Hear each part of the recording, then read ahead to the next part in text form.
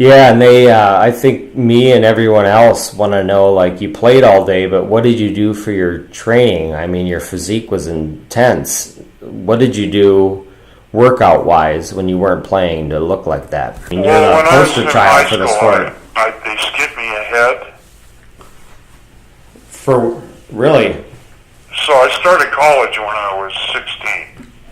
Okay. So in high school, my best friend was the strongest guy in the school, so I wanted to get to be like him, and I thought I wanted to play football. So You like who?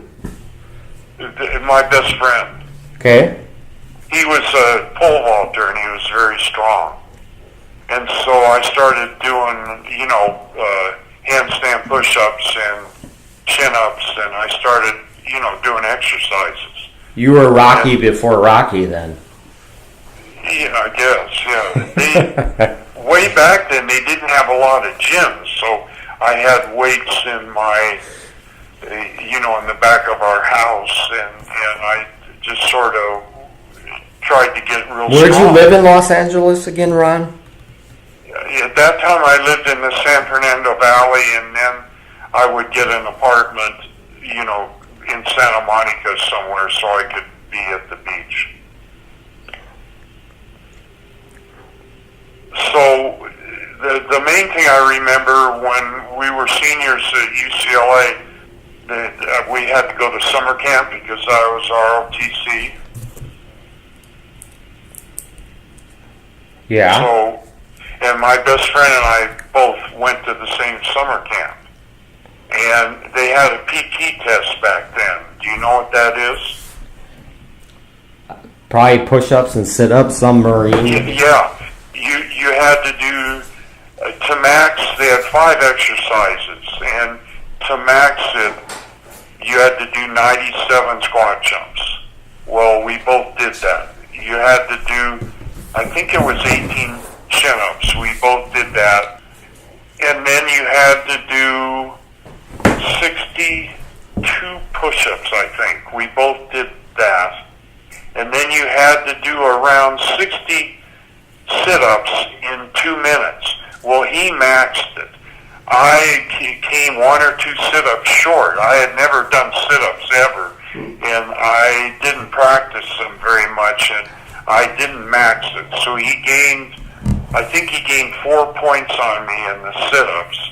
And then we had a run where you have to run around posts 60 yards apart. It was a 300-yard run.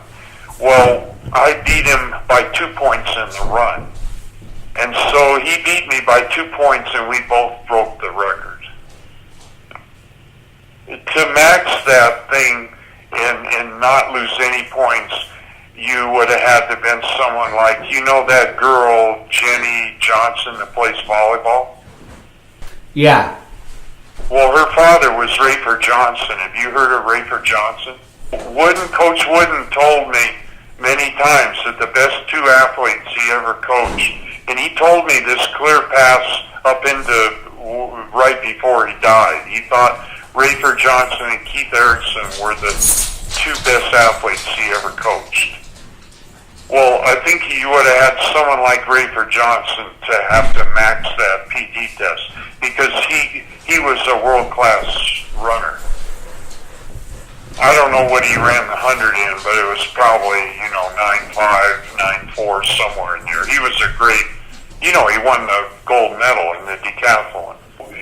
Because of the PT tests and the exercise I did, I just wanted to get real strong. And then I realized when you do those squat jumps, it really affected my legs. So I started doing them as an exercise. And that's why I hurt my knees. You don't know that story? I heard later in life your knees went on you. Well, I used to do the jumps where I touched my butt to my heel. Yeah, you went too deep. I went too deep, and I didn't know that. And then when I was about 31 or 32, in fact, it was when I was playing with Bergman in 71, my knees went bad. And so I started having to take Endicin, and, it just I don't think I was ever quite as good after that. But it made me really strong. Like when in '68 when we all lifted weights, and Rundle's famous for that. Yeah, I heard he did awesome squat workouts at UCLA that people would be in awe of. Well, I sort of told you the story of that. We all went to UCLA that fall. And did you heard of Ross Hodge? I have not. Well, he was the decathlon champion then with Bill Toomey. Okay. Well, Ross Hodge was one of the pre-athletes ever.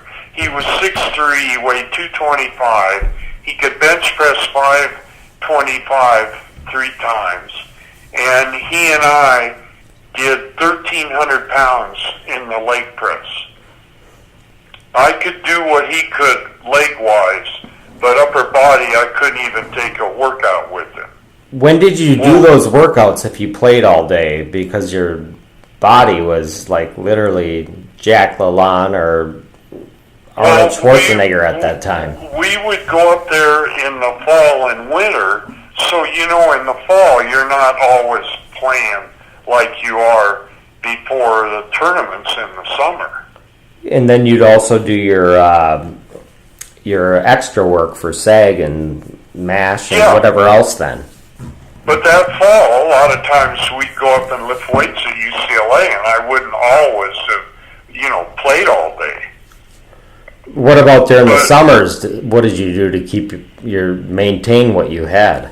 I just would go do chin-ups and dips.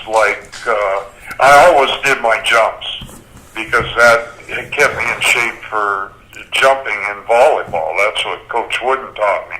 But I would once or twice a week go down. They had a little chin-up bar place next to Sereno Beach, and I'd go down there and do dips and chin-ups just to maintain. But I didn't lift weights, during volleyball season and when the tournaments were.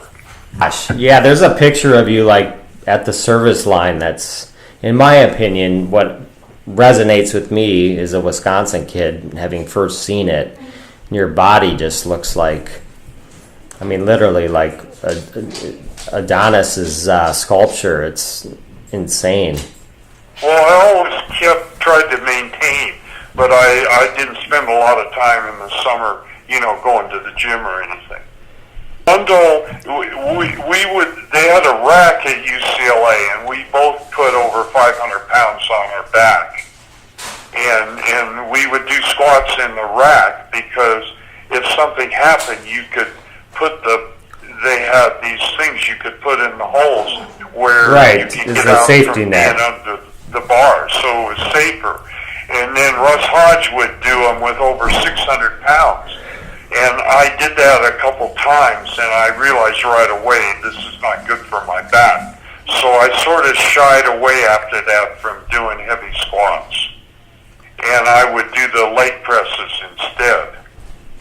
And, we did leg presses with really heavy weights, but then I was lying on my back, and I didn't have to put weight on my back because I always sort of had a bad back that I have to be careful of. Isn't that the reason that you got hurt in wrestling season and discovered volleyball from that? Yeah, I hurt my back in wrestling, you're right. You know what? You didn't even realize it at the time. You set the precedent for everyone else to measure it by with your physique. And I remember reading an article about Chris Marlowe and said, in my opinion, Von Hagen was the best player I ever saw. He was incredible as a player, but he was blonde hair, blue-eyed, and he had a physique that was... you couldn't have written it better in a movie script. And I think he was on a soap opera, so he probably has a little credibility there. No, I didn't. Come on, give yourself a little credit. So you were the man before you were... the AVP in the 80s, when I loved it, in the 90s, created a Ron Von Hagen Award. Do you remember that? Yes. But you have to realize I worked out with Ross Hodge. So I didn't think very much like that when you're next to a guy who can bench press over 500 pounds. Because Coach Wooden said you get in shape for a sport by doing what you do in the sport. So I always did my jumps. So if you do your jumps, you're going to have strong legs. That's why I had such strong legs, because I did jumps all the time. And I know going down all the way made my legs real strong, but it also wasn't good for my knees. Yeah. But I think that's why I could leg press so much, because I did those jumps all the way down. And what was your vertical in your prime? Now that's a tough question, because you can lift your arm up, and you can lift your arm up and stretch. Right. I think what really the best thing I ever did, I think I touched 11.3 a couple times. I saw. So it was somewhere around 36 to 40 inches, I guess. Yeah, I remember watching. I think I might have reached 7.9, 7.10. So if I did 11.3, I guess that's 41 inches. But I don't know if I ever really did that high. I watched the video. I know one time they had a thing in the gym, and I told you Mike Norman did the best of everybody. Where at UCLA? I think it was in Santa Monica somewhere. We were doing indoor practicing, and they had a thing hanging down, and we were all jumping at it. And this day, I remember I had played on the beach, but I remember Mike Norman was I think Mike Norman touched 11.5. And he was probably 5'11" or 6 foot, right? He was definitely shorter than me. What a character. Yeah, I think he had the best jump of anyone I saw. And Rundle had a very good jump. Man, I wish there was video of those guys. They had a thing at UCLA, the top of the door, where we lifted weights that year, and Rundle and I would jump at it, and we could both touch the top. And I remember one day they had that track coach, Telez. He became pretty famous. And he came up to and asked what we did, because he said something, you have great, like he was thinking what you need to be a broad jumper or a high jumper. Right. And he thought we were good jumpers. Well, that thing was right around 11 feet. So I know Rundle could jump and touch pretty high too. But what about your diet? What did you do outside of the fitness stuff then? I mean, you had your Nutriment tea. I heard you even fed your dogs perfectly. I tried to eat still the way I do, raw, organic. And a lot of fruit and vegetables. And if you heard of the ultimate meal? No, but in my opinion, it would probably be some seafood and maybe some Captain Crunch for dessert, but that's just between you and me. You should check into the ultimate meal, because here, I'm getting it out. It's made by a guy in Santa Barbara, and St. John, I think, told me about it. I didn't eat it when I played tournaments, but since I found out about it, I've eaten it for probably 30 years now. And here's what it has in it. It has organic rice protein, organic raw flaxseed, organic sprouted quinoa, organic sprouted pea, organic sprouted amaranth, organic sprouted lentil, organic sprouted millet, spirulina, and it has everything organic sprouted. And what you do, you put a scoop of it in a blender with some fruit, and I eat that every day. Well, when I played volleyball, I didn't have that, but what I did do, I sprouted sunflower seeds, I'm blanking out, sesame seeds, 4 different seeds. You ate like a bird. Sesame, sunflower, what's the 4th one? Almonds. And I would sprout them, and then I would put them in a blender, and eat them with a banana and fruit. Wow. And that's what I eat when I play volleyball. And I didn't eat a lot of, I tried to eat raw, organic, a lot of fruits and vegetables, a lot of salads. Yeah, that's a big thing to, all these great players now that when I asked them on the old school site, like they wanted to know what did he do back then to look like that and play like that as long as he did, because you were ahead of your time. Now I'm married and my wife is an unbelievable. She makes unbelievable everything. So she makes salads, and I eat a lot of avocados and bananas and drinks, and I still eat the ultimate meal, and we eat the seeds. I think it's bad to eat a lot of processed food. That's what I try to stay away from, like cake and white bread, and I don't eat a lot of meat. Well, yeah, there's no denying that facts, evidence, and data all says the same. Meat. When I go out to dinner, I'll eat salmon, and sometimes there's a restaurant here that has the best lamb I've ever had, and I eat that once in a while. But I hardly ever eat meat when I'm at home. Yeah, that's a big thing for people to hear about because, look how healthy you are. What's your age now? I'll be 80 in November. Infatuating, because you were ahead of your time. No one else did that. Literally. So I hope you recognize that about yourself.